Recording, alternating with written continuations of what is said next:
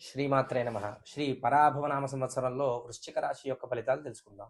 వృశ్చిక రాశి విశాఖ నక్షత్రం 4వ పాదము, అలాగే అనురాధ నక్షత్రం 4 పాదాలు, జ్యేష్ఠ నక్షత్రం 4 పాదాలు కూడా వృశ్చిక రాశికి చెందుతారు.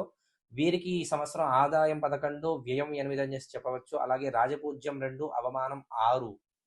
పరాభవనామ సంవత్సరంలో వృశ్చిక రాశి వారికి అన్ని విధాలుగా యోగదాయకంగానే ఉంటుంది. వ్యతిరేక ఫలితాలు ఏమీ కూడా అంతగా లేవు.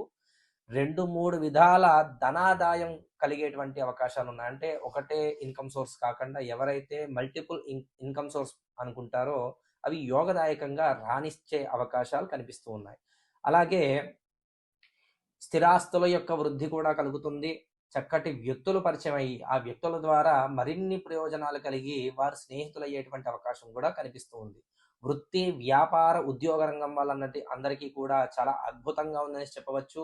అలాగే ఎప్పుడో చేసినటువంటి అప్పులన్నీ కూడా తీరేటువంటి అవకాశం ఈ సంవత్సరం మీకు గోచరిస్తూ ఉంది. మొండి బాకీలు కూడా మీ అందరికీ వసూలవుతాయి.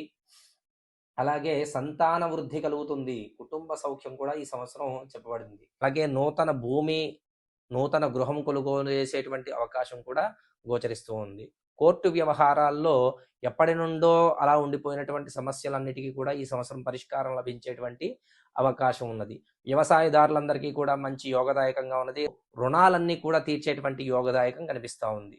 రాజకీయ నాయకులకి ఈ సంవత్సరం చాలా అద్భుతమైనటువంటి యోగం అని చెప్పవచ్చు. ఈ సంవత్సరం ఉన్నతమైనటువంటి పదవులు చేపట్టేటువంటి అవకాశం ఉంది.